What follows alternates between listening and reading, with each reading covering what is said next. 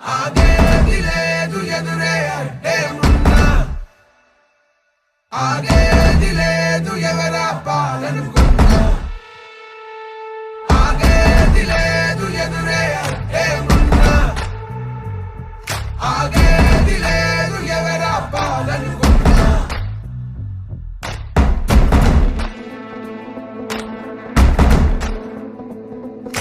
చరిత్రలన్నీ తిరగరాయి, స్థితిగతుల్ని మార్చివేయి, విశ్వసించి విశ్వముందిరా.